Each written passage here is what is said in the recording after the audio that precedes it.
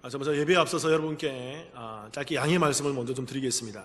오늘은 굉장히 많은 성경 구절을 여러분들과 함께 나누려고 해요. 제가 살려보니까 거의 30구절이 넘어요. 성경 구절을 제가 주구장창 읽어드릴 텐데 여러분 이것을 이상하다 여기지 말고 오늘 성경에 있는 핵심들을 요약해서 함께 나눌 터인데 여러분께서 집중해서 잘 따라오시길 바랍니다. 그래서 말씀을 좀 들여다보면 이 말씀에 감추어져 있는 비밀함을 여러분들과 함께 나누려고 합니다. 그래서 집중해서 흐트러지지 마시고 끝까지 30분 동안 잘 따라오시기를 꼭 부탁드리겠습니다. 지난주 말씀 중에 제가 여러분들께 이런 말씀을 드렸어요. 말씀 가운데 겨자씨 믿음에 대해서 짧게 나누었습니다. 기억하십니까? 겨자씨 믿음이 참 중요하다고 말씀드렸죠. 그래서 성경에서 이 겨자씨 믿음을 소유하는 것을 매우 중요하게 가르치고 있습니다. 왜 그럴까요? 말씀을 한번 읽어볼게요. 제가 읽겠습니다. 마태복음 13장 31절입니다. 또 비유를 들어 이르시되 천국은 마치 사람이 자기 밭에 갖다 심은 겨자씨 한 알 같으니. 그러니까 여기서 겨자씨를 얘기할 때 지난주에 설명드렸죠. 갖다 심다 할 때 가져놓다, 이 말이 헬라어로 람바노란 말입니다. 람바노. 이게 받다, 취하다, 붙잡다의 의미예요. 그런데 이 헬라어에서 람바노라는 말은 굉장히 소중한, 아주 중요한 것을 붙잡게 되었을 때 람바노라는 단어를 쓰는 거죠. 근데 이 단어가 과거형으로 기록되어 있습니다. 이 말의 의미가 뭐라고 말씀드렸습니까? 밭에 주인이 심겨놓은 이 겨자씨는 이미 과거부터 겨자씨를 이미 택해서 심겨 놓았다라는 것입니다. 그래서 그 겨자씨가 의미 있는 존재로서 그 밭에서 우물투고 줄기를 맺어서 열매를 맺게 된다는 것이죠. 그러니까 여러분, 이 비유는요, 천국 비유의 의미가 있습니다. 다시 한 번 더 13장 31절 띄워주세요. 잘 보세요. 이렇게 되어 있습니다. 또 비유를 들어 이르시되 천국은 마치라고 얘기하고 있죠. 그러니까 천국은 마치 뭐가 같다는 것입니까? 겨자씨 그 한 알과 같다라는 거예요. 그러니까 천국 이꼴 겨자씨라는 거예요. 이 천국이라는 단어가 저와 함께 성경 공부를 했던 새생명 강의를 공부했던 분들은 잘 기억이 나실 것입니다. 이 천국이라는 단어가 이 신약 성경에서는 이 단어를 바실레이아로 기록하고 있습니다. 바실레이아라는 단어는 천국, 말 그대로 번역하면 하나님의 나라예요. 하늘나라, 하나님의 나라인데 이 하나님의 나라는, 이 천국이라는 말은 바실레이아는 킹덤, 뭐 그런 의미인데, 왕국, 나라 그런 의미인데, 이 천국의 정확한 의미는 주권과 통치의 개념인 거예요.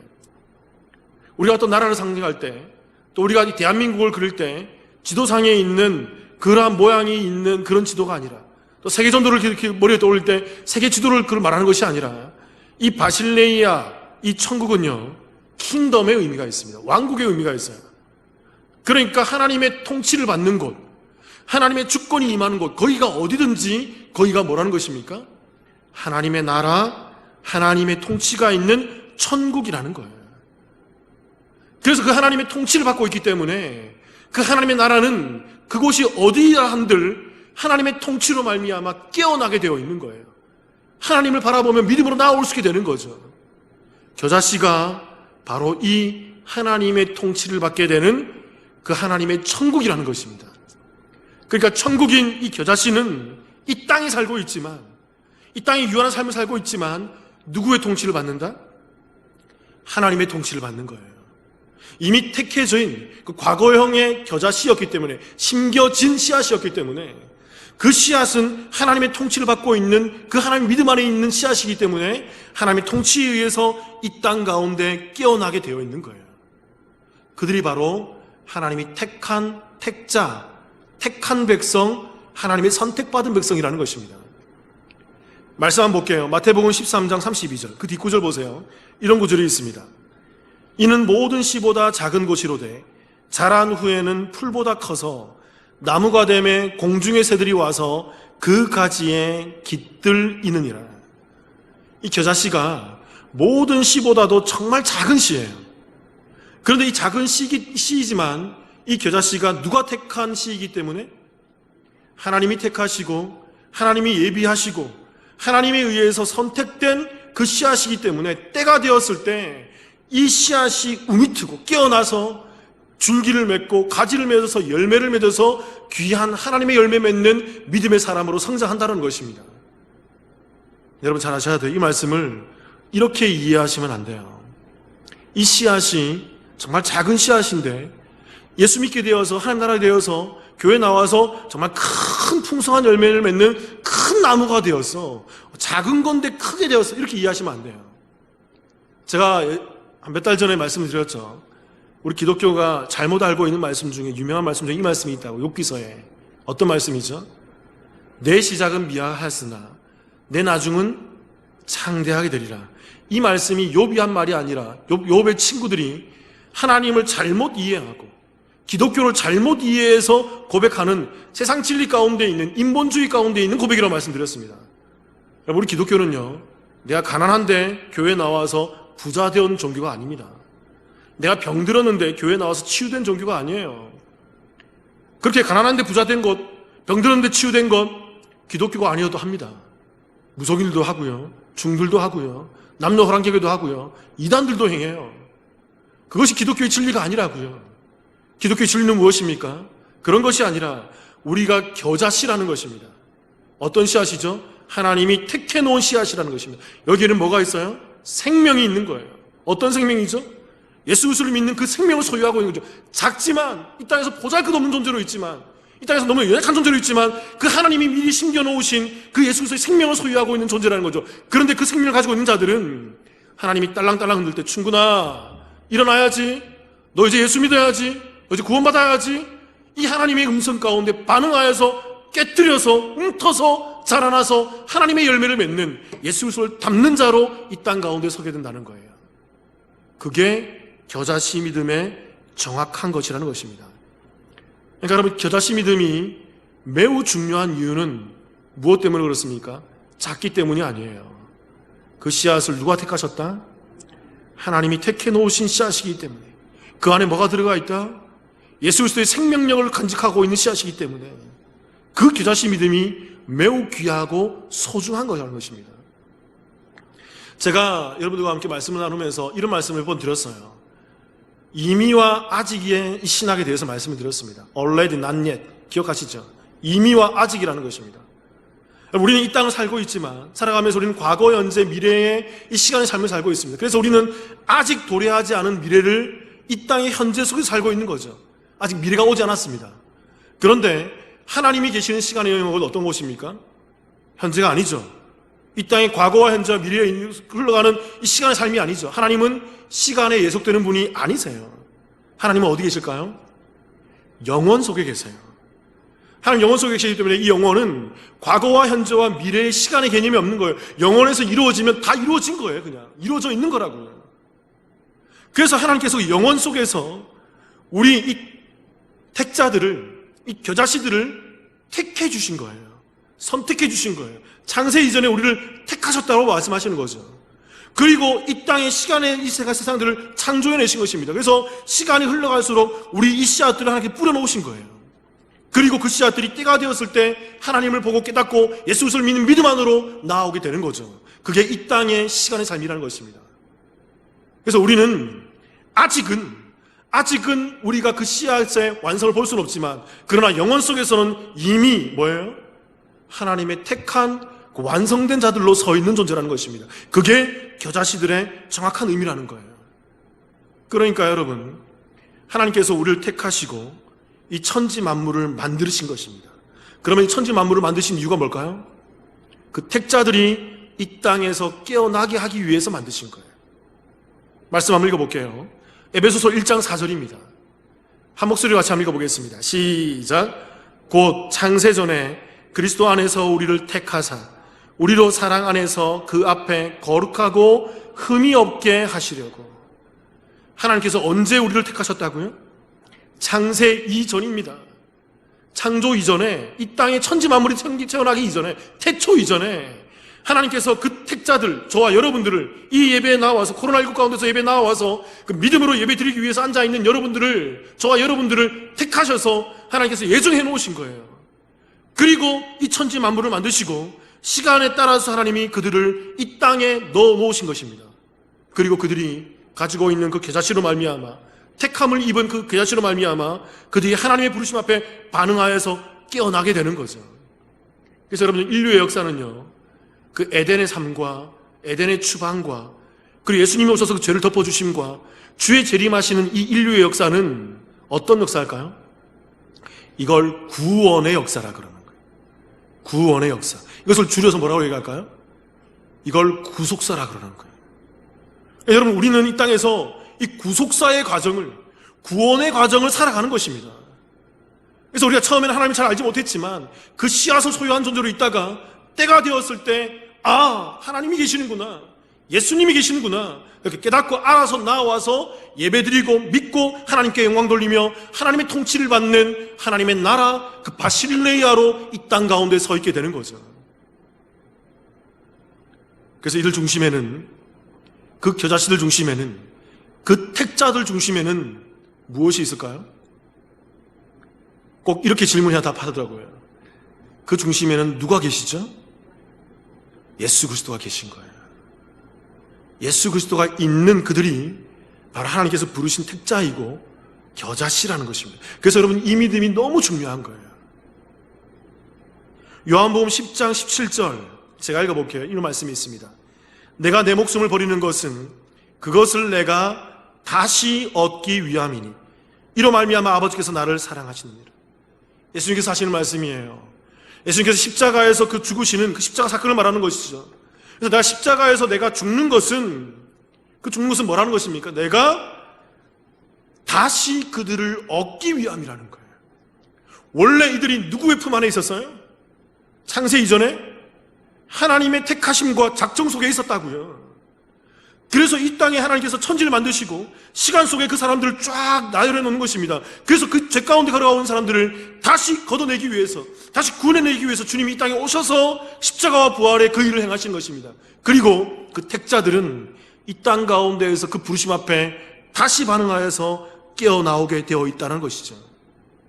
그게 바로 저와 여러분이에요.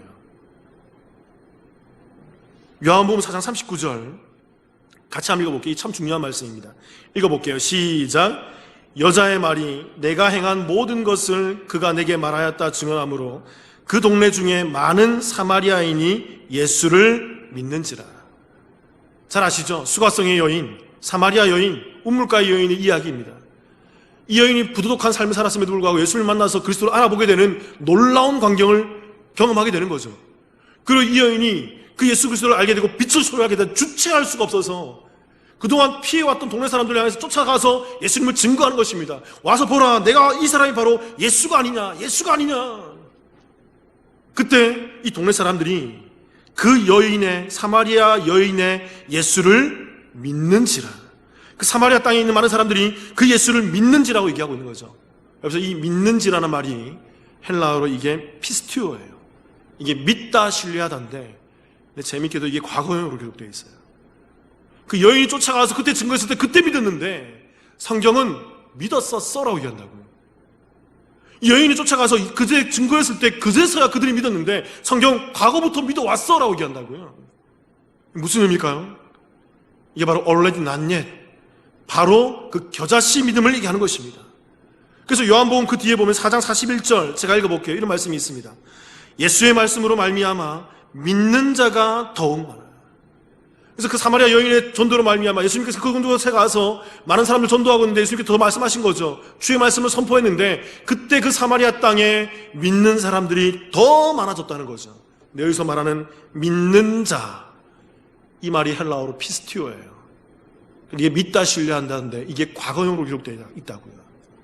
예수님이 그때 증거했을 때 그들이 그제서야 믿었는데 성경은 그들은 과거부터 믿었던 자라고 그렇게 기록하고 있다는 것입니다. 왜 그럴까요? 그들이 누구기 때문에?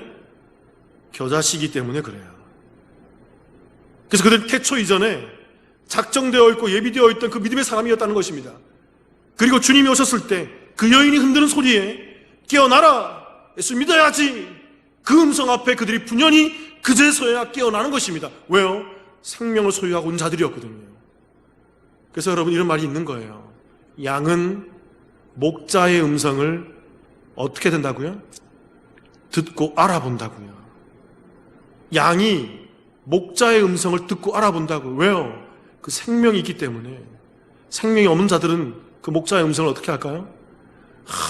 아무리 외쳐도 못 알아듣는 거예요. 소규의 경읽기. 아무리 외쳐도 알아먹을 수가 없어요. 왜요? 그 중심에 뭐가 없기 때문에? 예수 그리스도가 없기 때문에, 깨어날 수가 없기 때문에. 사랑하는 성도 여러분, 저와 여러분이 이 주님의 부르심 앞에 깨어나는 그 생명을 소유한 겨자씨이기를 주님의 이름으로 축원합니다. 우리 남부침례교회는요, 그런 겨자씨들이 모인 교회이길 원해요. 정말 그런 깨어있는 겨자씨들이 모여서 그 생명이 있음에, 그 생명으로 나를 불러주심에 감격하고 감사해서 그것으로 모든 것을 다 할 수 있는, 그것으로 하나님을 사랑하고 이웃을 사랑할 수 있는 그 살아있는 주님의 교회이기를 주님의 이름으로 축원합니다. 계속해서 저와 여러분이 이 사대교회를 나누고 있는데요, 오늘 이 사대교회를 향한 주님의 권면의 말씀이 무엇일까요? 지난주에 이어서 오늘 세 번째입니다. 따라해 보겠습니다. 도둑같이 오신다. 주님이 어떻게 오신다고요? 주님이 나쁜 사람으로 오신다는 그런 말씀이 아니에요. 이 말은 갑자기 오신다는 거예요. 말씀 같이 한번 읽어보겠습니다. 계시록 3장 2절 3절이에요. 같이 한번 읽겠습니다. 시작. 너는 일깨어 그 남은 바 죽게 된 것을 굳건하게 하라. 내 하나님 앞에 내 행위에 온전한 것을 찾지 못하였노니 그러므로 내가 어떻게 받았으며 어떻게 들었는지 생각하고 지켜 회개하라. 만일 일깨지 아니하면 내가 도둑같이 이르리니 어느 때에 내게 이르는지 내가 알지 못하리라. 우리가 지난주와 지지난주에 살펴봤지만 계속해서 주님께서 반복하세요. 일깨어라. 네가 일깨지 않으면 반복하고 있다고요. 두 절에 걸쳐서 계속 깨어날 것에 대해서 말씀하고 있습니다. 반복은 강조하는 거예요. 이러한 반복적인 요구에도 그들이 깨어나지 않으면 주님께서 내가 너희들에게 도둑같이 이를 거야 라고 말씀을 하고 있다는 것입니다. 여기서 우리가 알아야 될 두 가지 사실이 있습니다. 이 도둑같이 임한다는 것에 대해서 우리가 이 직관적으로 알아야 될 두 가지 사실이 있어요. 첫 번째는 뭐냐면요, 성경은 예수님이 다시 오시는 그 재림의 때를 말하고 있지는 않습니다. 언제 오신다, 그 날과 시가 언제다, 그런 것을 말하고 있지 않아요. 여러분, 그것을 말하는 것은 다 이단이에요. 절대 그런 말에 쫓아가지 마세요. 정확히 언제라고 말을 하고 있지 않습니다. 언제라고 말을 하고 있지 않다고요. 그러나 두 번째로 중요한 건 뭐냐면요, 그 날이 언제인지는 말하고 있지는 않지만 성경이 그 날의 특징에 대해서는 얘기하고 있어요. 그 날이 언제인지는 몰라요. 아무도 몰라요. 오늘일지 10년 될지 100년 될지 1000년 될지 10,000년 될지 모른다고요. 그러나 성경은 그 날이, 그 임하는 그 날의 특징에 대해서 얘기하고 있다는 거죠. 오늘 말씀에서 그 날이 어떤 특징을 갖고 있습니까? 어떻게 임하는 날이에요? 도둑같이 임한다는 거예요. 여러분, 이 말을 잘 아셔야 돼요. 이 말은 곧 온다라는 의미보다는, 곧 우리 가운데 온다라는 의미보다는 이런 의미예요. 예고하지 않고 온다는 것입니다. 불시에 오겠다는 거예요. 너희들이 놀라도록 오겠다는 것입니다. 데살로니가전서 5장 3절을 제가 한번 읽어볼게요. 이런 말씀이 있습니다. 그들이 평안하다 안전하다 할 그때에 임신한 여자에게 해산의 고통이 이름과 같이 멸망이 갑자기 그들에게 이르르니 결코 피하지 못하리라. 그들이 평안하다 안전하다 할 그때에 멸망이 갑자기 그들에게 이른다는 것입니다. 여러분, 여기서 평안하다 안전하다는 사람이 누굽니까? 이게 세상 사람들이에요. 그 겨자씨의 믿음을 소유하지 못한 생명이 없는 자들, 예수 그리스도를 알지 못하는 자들, 예수 그리스도를 믿는 믿음이 없는 자들을 말하는 거죠. 앞으로 깨어날 수 없는 자들을 말하는 것입니다. 그들은 그 그리스도가 없기 때문에 그저 이 세상이 좋은 거예요. 그저 이 세상에 잘 되고 먹고 마시는 것이 좋은 거죠. 그래서 그것만 바라보면서 오늘 내가 얼마 벌었어, 참 감사하네. 오늘 내가 어떤 것을 성취했어, 내가 승진했어, 내가 좋은 진학을 했어, 내가 좋은 사람을 만났어, 그런 것에만 만족하고 있다는 거죠. 그래서 난 참 평안해, 나 괜찮아, 나 저축한 게 많아, 난 미래가 보장되어 있어, 난 노후가 보장되어 있어. 근데 그들에게 주님께서 갑자기 오신다는 것입니다. 그리고 그들이 그 갑작스러운 주님의 임함을 피할 수 없다는 거예요. 그때서 후회도 소용이 없다는 것입니다. 왜요? 그들 안에 누가 없기 때문에? 예수 그리스도가 없기 때문에, 믿음으로 깨어있지 못하기 때문에. 누가복음 17장 26절 27절 보십시다. 같이 한번 읽어볼까요? 27절부터 26절 27절 읽겠습니다. 시작. 노아의 때에 된 것과 같이 인자의 때에도 그러하리라. 노아가 방주에 들어가던 날까지 사람들이 먹고 마시고 장가들고 시집가더니 홍수가 나서 그들을 다 멸망시켰습니다. 자, 2주 전에 이 말씀 좀 나눴습니다. 노아의 때에 된과 같이 인자의 때도 그러하리라는 것입니다. 예수님이 다시 오신 날도 그 노아의 때와 닮아 있다는 거예요. 근데 27절에 보니까 이렇게 얘기하고 있죠. 노아가 방주에 들어가던 날까지 사람들이 뭐 했다? 27절 한번 띄워주세요. 사람들이 뭐 했어요? 먹고 마시고 장가들고 시집가더니. 자, 2주 전에도 질문 드렸죠. 여러분, 이 먹고 마시고 장가들고 시집가는 것이 잘한 짓입니까? 못한 짓입니까? 괜찮은 거예요? 아니면 잘못하는 거예요? 목사인 저도 뭐 한다고요? 먹고 마시고 시집은 안 가지만 장가 간다고요. 결혼했다고요, 저도. 이게 나쁜 게 아니에요, 여러분. 먹고 마시고 시집가고 장가 가는 건 다 괜찮습니다. 그런데 중요한 게 뭐냐면요, 이들은, 노아의 때 멸망당한 이들은 이 짓만 한 거예요. 이것만 한 거예요. 그저 이 땅에서 평안하다 괜찮다라고 얘기하면서 먹고 마시고 장가들고 시집가고 그저 이 땅의 일만 만족하며 이 땅의 일만 바라보며 그것으로 만족하고 그것으로 행복해 있더라는 것입니다. 그런데 마지막 때가 이미 있을 때 다 멸망당하는 거예요. 그때는 후회도 소용없다는 것입니다. 이 땅만 바라보던 자들은 이 땅이 멸망할 때 다 죽는다는 거죠. 다 사라진다는 것입니다. 그게 성경의 말씀이에요. 창세기 7장 1절 제가 한번 읽어볼게요. 이런 말씀이 있습니다. 여호와께서 노아에게 이르시되 너와 내 온 집은 방주로 들어가라. 이 세대에서 내가 내 앞에 의로움을 내가 보았습니다. 여러분, 이게 복음이에요.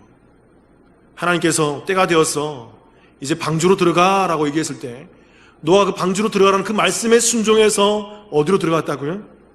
방주로 들어갔어요. 여러분, 이게 복음이에요. 자, 2주 전에 설명드렸죠. 이 방주가 누구를 예표하는 장치라고요? 예수 그리스도를 예표하는 거라고요.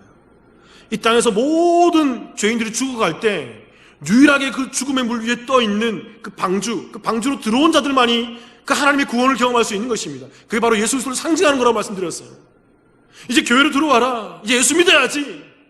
그 부르심 앞에 깨어있는 자들은, 그 겨자씨가 있는 자들은 부르심 앞에 나와서 그 예수 그리스도 속으로 들어오는 것입니다. 그게 복음이에요. 그게 순종이에요. 그게 믿음이에요. 그들이 그 그리스도 안에서 멸망당하지 않고 이 땅을 살아갈 수 있게 된다는 것입니다. 중요한 것은 그 다음에 있어요. 창세기 7장 10절 제가 읽어볼게요. 7일 후에 홍수가 땅에 덮이더니. 노아의 방주가 다 짓고 노아가 이렇게 얘기했죠. 이제 방주로 들어오십시오. 나만이 아니라 들어오고 싶은 사람 다 들어오십시오. 이제 이 땅이 곧 비가 나고 창수가 터져서 다 멸망당할 것입니다. 다 죽을 것입니다. 방주로 들어오세요. 아무도 안 들어왔어요. 노아와 그 가족들만 들어왔어요. 방주의 문이 닫혔습니다.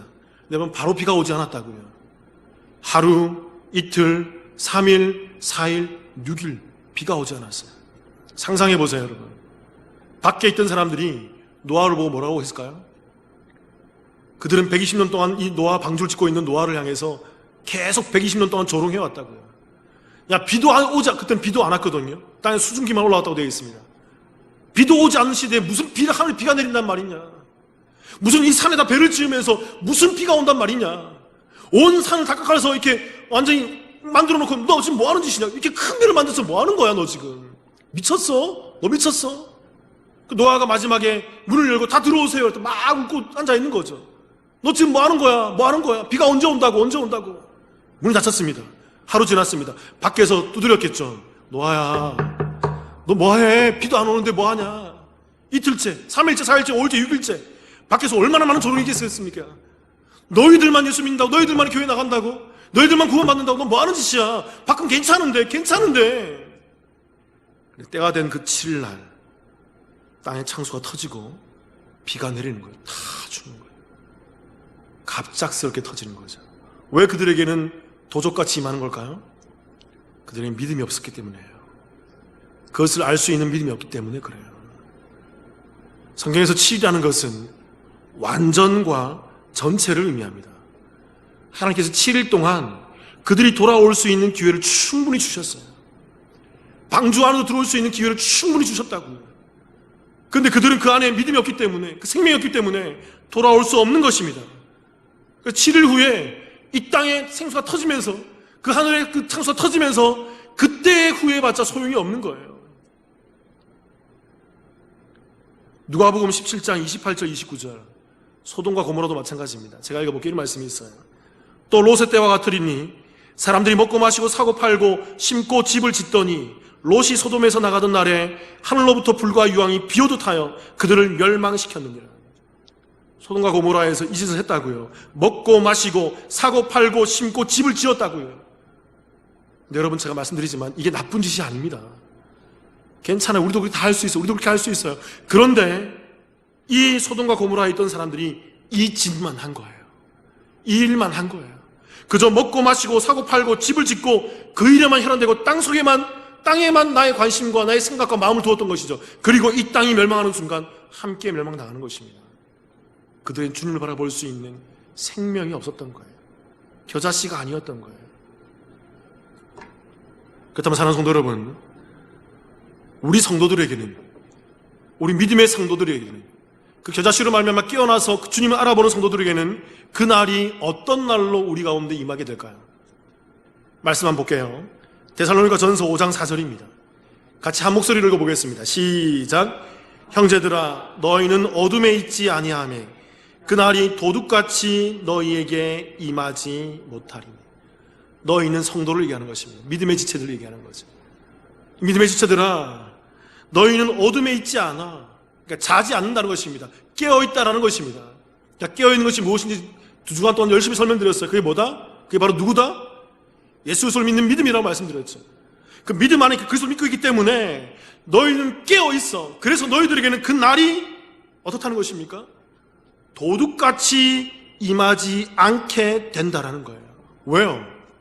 깨어있기 때문에. 그래서 성도들은 그 예수 안에 있는 예수 그리스도로 말미암아 주님이 재림하시는 세상의 종말을 바라보면서 그들은 그 주님이 오심을 보고 그들은 깨어있어서 놀라지 않는다는 것입니다. 깜짝 놀라지 않는다는 거예요. 사도행전 1장 6절을 한번 볼게요. 제가 읽어보겠습니다. 그들이 모였을 때에 예수께 여쭈어 이르되 주께서 이스라엘 나라를 회복하심이 이때니까 하니. 이 상황이 어떤 상황이냐면요, 예수님이 십자가에 죽으시고 부활하신 때예요. 40일간 그 제자들과 함께 있는 때입니다. 그때 제자들이 예수님을 보고 얼마나 놀랐겠어요. 죽었던 사람이 살아났으니까. 못자국, 창자국 선명한데, 가시 멜로한 자 선명한데, 피가 다 뽑혀 죽었는데, 장사 지냈는데 그분이 살아서 자기 옆에 있으니까 얼마나 놀랐겠어요. 그래서 이 제자들이 묻는 거죠. 주님, 이제 마지막 때가 지금입니까? 너무나 놀라우니까. 그 성경이 얘기했던 그 마지막 심판의 때, 하나님의 나라가 도래하는 때가 바로 지금입니까? 그때 주님이 이렇게 얘기하세요. 7절에 이르시되 때와 시기는 아버지께서 자기의 권한에 주셨으니 너희가 알 바 아니요. 너희가 알 바 아니요. 너희가 공부하지 말라는 것입니다. 그것에 대해서 심취하지 말라는 거예요. 때와 시는 하나님께 속해 있는 것이죠. 하나님의 뜻이라는 것입니다. 그런 것에 너희들이 관심을 두지 말라는 것입니다. 1장 8절, 그 다음 절 같이 한번 읽어보겠습니다. 그럼 우리가 뭐 해야 될까요? 읽어볼게요. 시작. 오직 성령이 너희에게 임하시면 너희가 권능을 받고 예루살렘과 온 유대와 사마리아와 땅끝까지 이르러 내 증인이 되리라 하시리라. 오직 성령이 너희에게 임하시면, 성령이 임하면 우리가 누구를 알아보게 될까요? 예수 그리스도를 알아보게 된다고요. 여러분, 이게 성경적이에요. 그래서 예수 그리스도를 믿음으로 고백하고 그리스도를 알아보는 자들의 그 중심이 그들 안에 누가 계시다고요? 성령이 계신 거예요, 여러분. 우리가 예수를 믿게 될 때 성령이 없으면 절대 우리가 예수를 믿을 수 없다고요.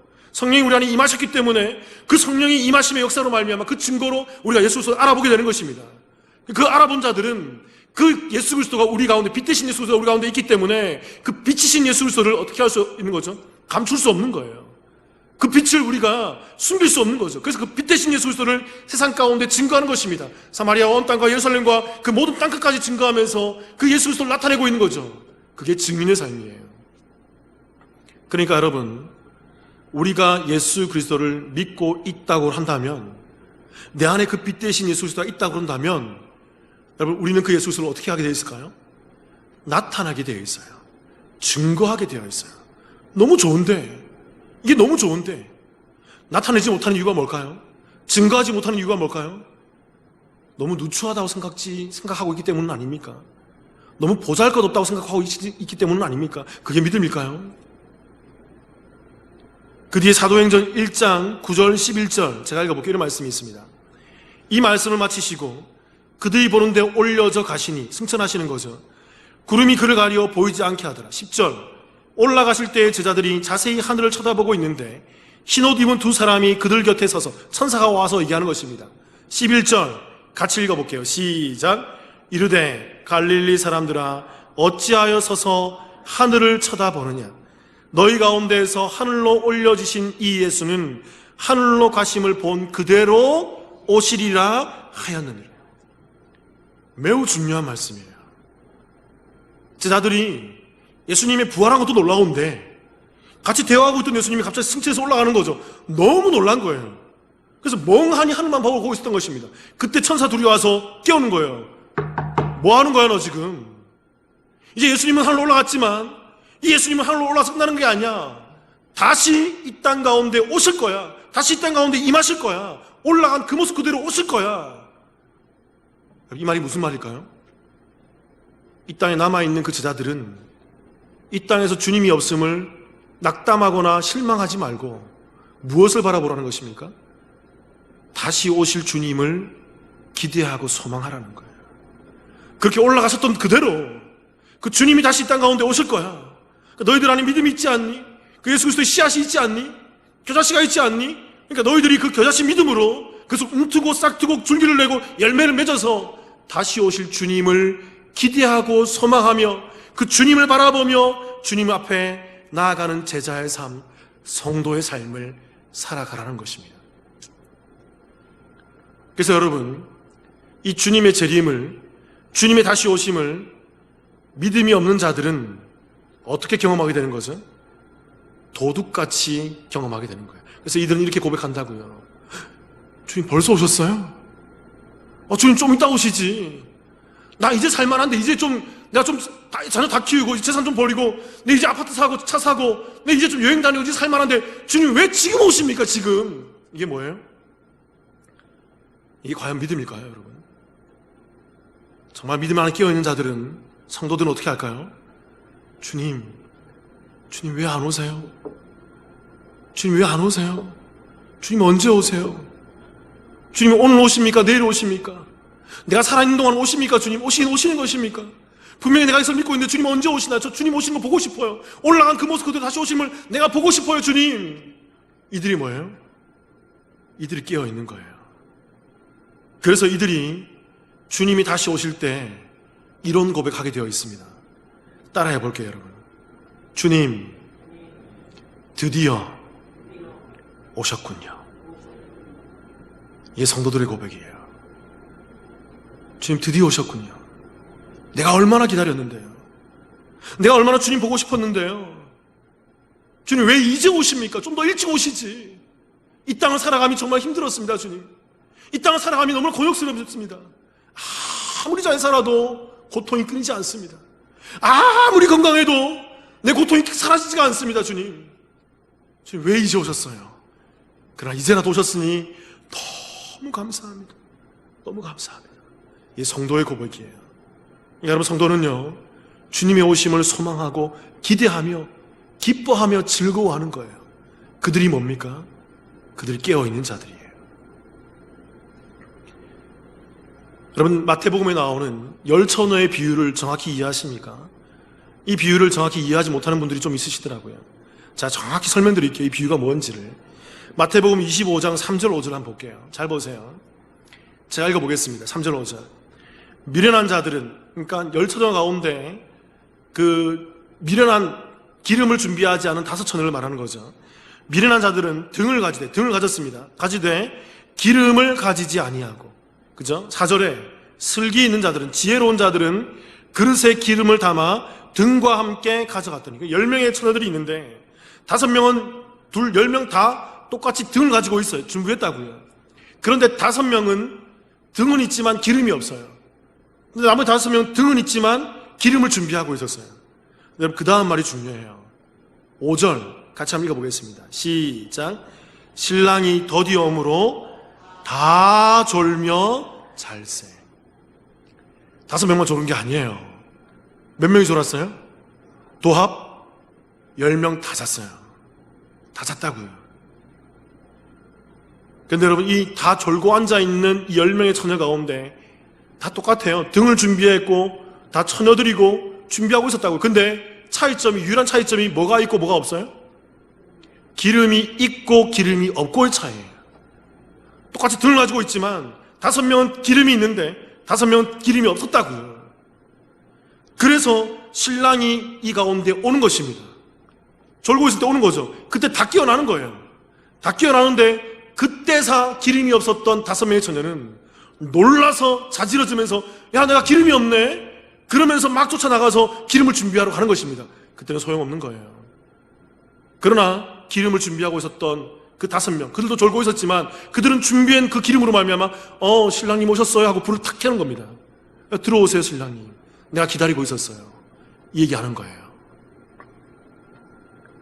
그렇다면 여러분, 이 기름이 상징하는 바가 뭘까요? 이 기름이 상징하는 바가, 꼭 이렇게 질문해야 되죠. 이 기름이 상징하는 바가 누굴까요? 예수 그리스도라고요. 예수 그리스도라고요. 똑같이 예배드립니다 여러분. 똑같이 신앙생활 잘해요. 똑같이 주님의 오심을 고대하고 있어요. 그러나 그리스도가 있는 자들과 그리스도가 없는 자들이 있습니다. 주님이 오셨을 때 반응이 달라요.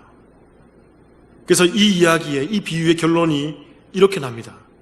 마태복음 25장 13절 같이 한번 읽어보겠습니다. 시작.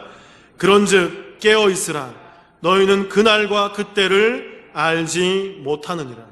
다 잤다고요 여러분. 그런데 깨어있으라고 한 것입니다. 그럼 뭐가 깨어있는 거죠? 그 기름을 준비하고 있는 게 깨어있는 거예요. 그러니까 여러분, 똑같은 10명이지만 똑같이 그 10명이 이 땅에서 먹고 마시고 결혼하고 시집가고 장가가고 있지만, 똑같이 그 10명이 이 땅 가운데에서 먹고 마시고 사고 팔고 침고 집을 지으며 살아가고 있지만 그 중심에 그리스도가 있는 자들과 그리스도가 없는 자들이 있어요. 똑같이 이 땅을 살고 똑같이 이 땅에 많은 것을 누리며 살고 있지만 예수 믿는 자들과 예수 믿지 않는 자들이 있다고요. 이게 기름을 준비한 것과 기름을 준비하지 않은 것입니다. 이게 깨어있는 것이고 이게 자는 거예요. 그래서 깨어있는 자들은 주님이 오실 때 기뻐하는 것입니다. 드디어 오셨군요 주님, 드디어 오셨군요. 왜 이제 오셨어요? 근데 깨어있지 않는 자들은 왜 벌써 오셨어요? 좀 더 있다 오시지, 진짜 왔네요, 놀라는 거예요.